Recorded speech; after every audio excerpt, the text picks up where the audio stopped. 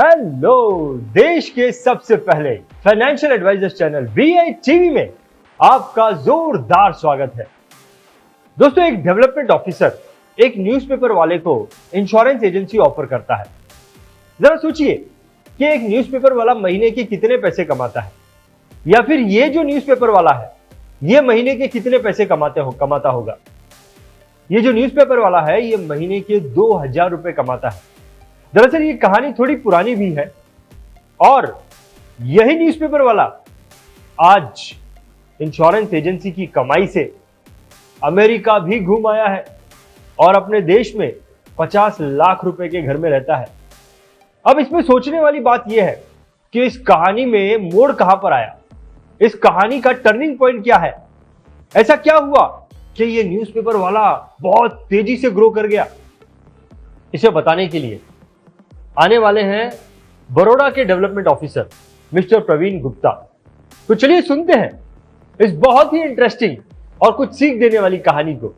23 साल पहले की बात है। मेरी वाइफ एक शांता देवी हॉस्पिटल है, वहां कुछ कंसल्टेंसी के लिए डॉक्टर के पास गई। मैं भी साथ में गया। वहां रिसेप्शन पे एक लेडी मिली।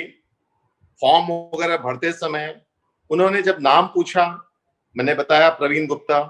फिर अचानक वो पूछी, आप LIC में है क्या? मैं सरप्राइज रह गया कि मैं तो पहचान नहीं रहा था उस लेडी को।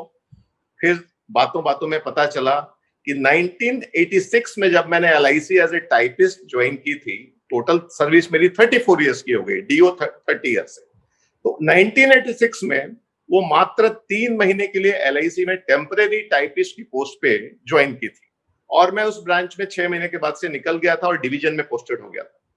फिर कोई संपर्क रहा नहीं, ना कोई फोन था, ना मोबाइल था, और वो तो परमानेंट हुई नहीं LIC में कि बाद में संपर्क रहे। और बाद में उन्होंने हॉस्पिटल ज्वाइन किया। फिर बातों बातों में पता चला कि आपके परिवार में कौन है, पति हैं, क्या करते हैं।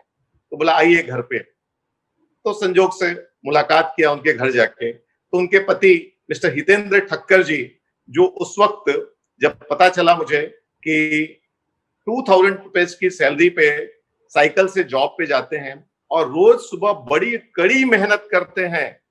4 बजे सुबह उठ के घर घर में अखबार डालते थे वो। मतलब बहुत संघर्ष वाले व्यक्तित्व देखा मैंने उनको कि 4 बजे लोगों को उठना और घर घर में जाके 150-200 परिवारों के बीच में न्यूज़पेपर डालना और उसके बाद फिर जॉब पे जाना, शाम को लौट के आना, फिर पैसा कलेक्शन करने जाना। मैंने कहा बहुत ही कड़ी मेहनत वाले लोग व्यक्ति हैं।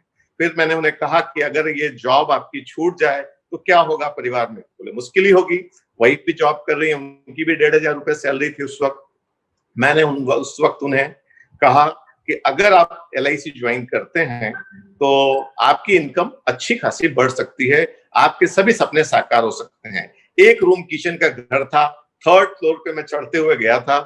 उस वक्त 24 की एज में मैं गया था उनके यहाँ पे। उन्होंने बोला कि क्या करना होगा। मैंने कहा जॉब छोड़ सकते हो क्या? बोले सैलरी कहां से आएगी? मैंने कहा अगर सैलरी 2000 रुपए नहीं आएगी तो मैं दे दूंगा आपको। ये मैंने उनको विश्वास दिलाया और वो विश्वास काम कर गया। उन्होंने इमीडिएट डिसीजन ले लिया कि न्यूज़पेपर का बिजनेस नहीं छोड़ूंगा, जॉब छोड़ देता हूं। और वो जॉब छोड़ दिए। और उसके बाद जब उन्हें एजेंसी मिली, तुरंत ही, उस वक्त तो 15 रुपए की एजेंसी होती थी। एजेंसी मिलने के बाद मैंने पहला कॉल उनकी वाइफ के ही जो हॉस्पिटल था बड़ा, उसके एक डॉक्टर मैडम थे, उनसे परिचय था, उनके घर गए हम लोग। चूंकि वो बहुत व्यस्त रहते थे तो रात का 10 बजे का समय दिया कि हम डिनर के बाद आपको मिलेंगे। मैं इनके घर गया, अपने कार में बैठाया, उस वक्त इनको लेके गया वहां और रात के 12:30 बजे निकला मैं उनके यहाँ से। पहला कॉल उस एजेंट का, हितेंद्र ठक्कर जी का। और आपको जान के खुशी होगी दोस्तों कि पहले कॉल में आज से 20-22 साल पहले 25,000 रुपए का टोटल प्रीमियम आया और पहला कमीशन उनका बना 5,000 रुपए का। मैंने कहा आपको 2,000 रुपए मुझे देने नहीं पड़ेंगे, आपकी सैलरी आने वाले 2.5 महीने के लिए फिक्स हो गई। ये उनका बिजनेस का पहला सफलता हुई। और उसके बाद कुछ जगह मैं उनके साथ कॉल पे गया, उनके साथ मैंने स्टॉल्स भी किए, स्टॉल से भी कई उनके कॉन्टेक्ट्स हुए, बहुत सारी एक्टिविटीज उनके साथ की। और बड़े ही मेहनती स्वभाव के हितेंद्र ठक्कर जी हैं। क्योंकि आप समझ सकते हैं कि सुबह जाके 2 घंटे पे न्यूज़पेपर डालना, वो व्यक्ति कितना संघर्ष करने वाला, कितना मेहनती व्यक्ति होगा। तो उनके साथ मैंने काम करता रहा और धीरे-धीरे उनकी प्रोग्रेस होने लगी। वो बीएम क्लब बने, डीएम क्लब मेंबर बने। इसी दरमियान उनकी वाइफ की जॉब छोड़ने की इच्छा हुई और उनकी वाइफ की जॉब भी उन्होंने छुड़वा दी और खुद आज वो चेयरमैन क्लब मेंबर हैं। लेकिन इसके बीच में एक और पड़ाव आता है, एक और मोड़ आता है। मैंने कहा कि वो 3rd फ्लोर पे एक रूम किचन के घर में रहा करते थे।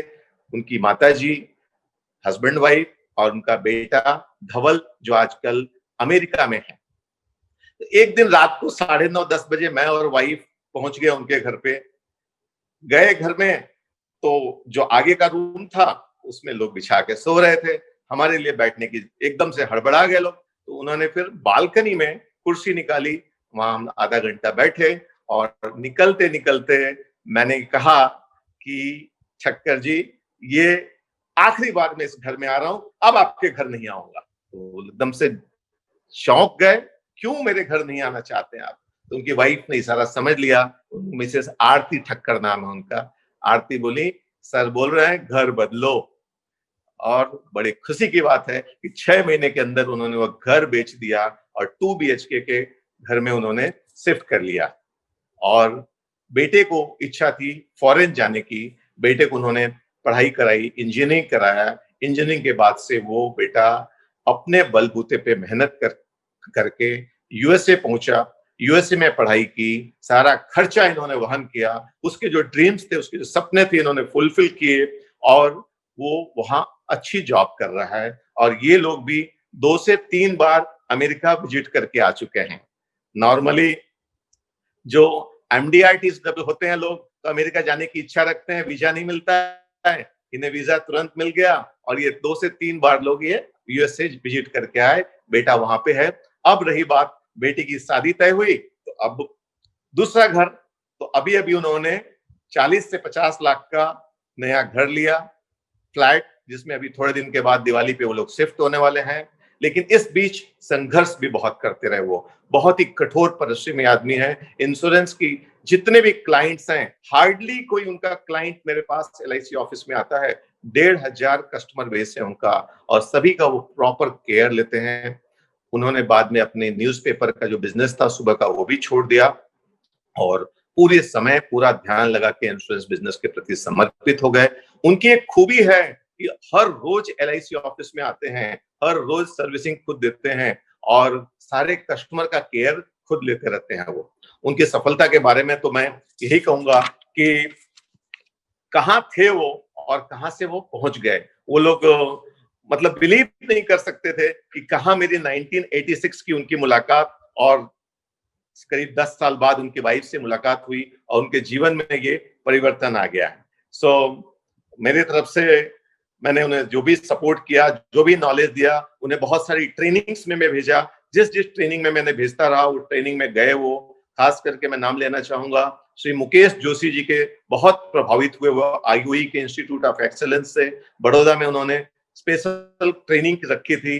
तो आज भी मुकेश जोशी जी के कहे हुए कदमों पे वो फॉलो करते हैं और उनके आधार पे जो भी उन्होंने ट्रेनिंग दी थी, उसके आधार पे वो अपनी एक्टिविटी को अंजाम देते रहते हैं।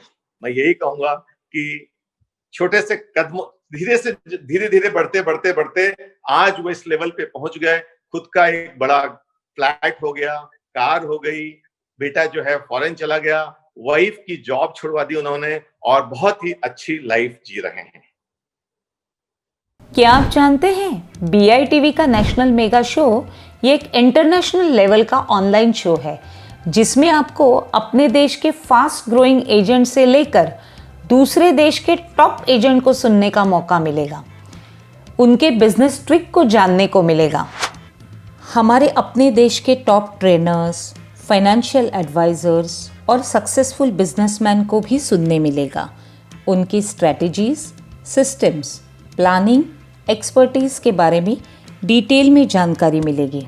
साथ ही इस कंपटीशन के जो टॉप 10 इन्फ्लुएंसर होंगे, उनकी इस 1 साल की बिजनेस परफॉर्मेंस जर्नी को भी करीब से जानने का मौका मिलेगा। ये एक 4 दिवसीय नॉलेज और टैलेंट से भरा हुआ शो है। वैसे तो इस 4 दिवसीय शो की कॉस्ट 5,000 रुपये है, लेकिन यदि आप 30 दिसंबर से पहले आपका टिकट बुक करवाते हैं तो ये शो आपको सिर्फ और सिर्फ 1,200 रुपये ही कॉस्ट करेगा। और अगर आप नीचे दिए गए लिंक या फिर इस वेबसाइट पर जाकर नेशनल मेगा शो के टिकट खरीदते हैं तो वो इस वीडियो के स्पीकर को BITV speaker of the year या फिर नेशनल मेगा शो कंपटीशन का विजेता भी बना सकता है, क्योंकि नेशनल मेगा शो कंपटीशन में जीत उसी की होगी जिसके लिंक द्वारा सबसे ज़्यादा टिकट बिकेंगे। नेशनल मेगा शो की अधिक जानकारी के लिए आप www.bitv.in पर विजिट करें।